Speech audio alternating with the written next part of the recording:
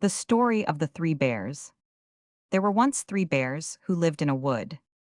Their porridge was thick and their chairs and beds good. The biggest bear, Bruin, was surly and rough. His wife, Mrs. Bruin, was called Mammy Muff. Their son, Tiny Cub, was like Dame Goose's lad. He was not very good, nor yet very bad. Now Bruin, the biggest, the surly old bear, had a great granite bowl and a cast iron chair. Mammy Muff's bowl and chair you would no doubt prefer. They were both made of brickbats, but both suited her. Young Tiny Cub's bowl, chair, and bed were the best. This, big bears and baby bears freely confessed. Mr. B, with his wife and his son, went one day to take a short stroll and a visit to pay. He left the door open, for, said he, no doubt, if our friend should call in, he will find us all out.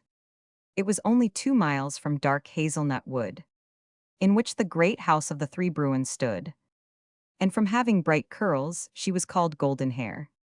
She had roamed through the wood to see what she could see. And she saw going walking the Bruins all three. The bear with his wife and son takes a walk. The bear with his wife and son takes a walk. Said she to herself, to rob bears is no sin. The three bears have gone out, so I think I'll go in.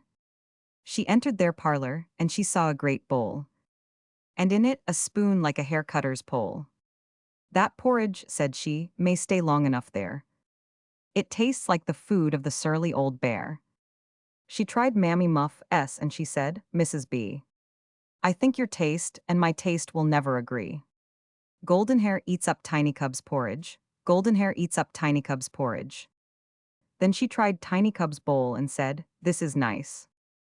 I will put in some salt and of bread a thick slice. Golden Hair breaks the bottom out of Tiny Cub's chair.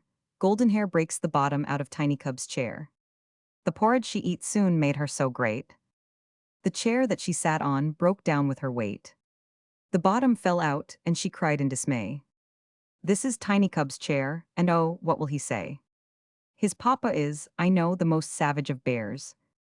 His mamma is a fury, but for her who cares? I'm sure I do not, and then, as for her son, that young bear, Tiny Cub, from him shall I run? No, not I indeed, but I will not sit here. I shall next break the floor through, that's what I most fear. So upstairs she ran, and there 3 beds she found. She looked under each one, and she looked all around. It was surly old Bruin's, and well stuffed with laid. Mammy Muff's next she tried, it was stuffed with round stones. So she got into Tiny Cub's and rested her bones. Golden Hair was asleep when the 3 bears came in. The bears come home and find their porridge all gone. The bears come home and find their porridge all gone. Said Big Bruin, I'm hungry to eat, let's begin. Who has been to my porridge? He roared with such might. His voice was like wind down the chimney at night. Who has been to my porridge? Growled out Mrs. B. Her voice was like cats fighting up in a tree. Who has been to my porridge and eaten it all? Young Tiny Cub said, in a voice very small. Who has been sitting in my great armchair? In voice like a thunderstorm, roared the big bear. Who has been sitting in my good armchair? Growled out Mammy Muff like a sow in despair. Who has sat in my nice chair and broken it down? Young Tiny Cub said, and so fierce was his frown, that his mother with pride to his father said, there. See, our pet Tiny Cub can look just like a bear. So roaring and growling and frowning, the bears, one after the other, came running upstairs. The bears find Golden Hair asleep in Tiny Cub's bed. The bears find Golden Hair asleep in Tiny Cub's bed. Who has been upon my bed? Old Bruin roared out, in a voice just like rain down a large waterspout.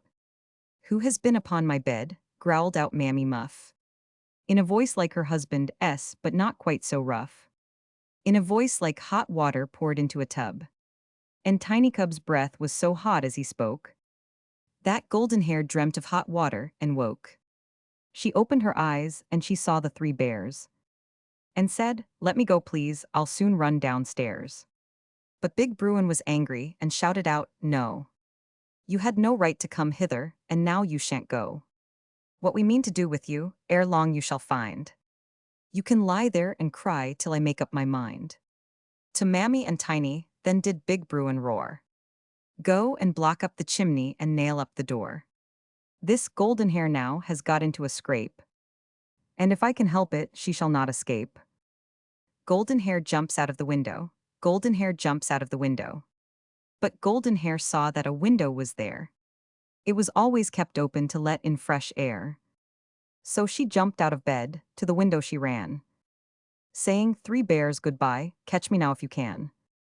To the window, the bears ran as fast as they could. But Golden hair flew like the wind through the wood.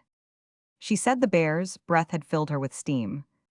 But when she grew older, she said, "'Twas a dream." And no doubt she was right to take such a view. Still, some part of the story is certainly true. For unto this day there is no one who dares to say that there never existed three bears.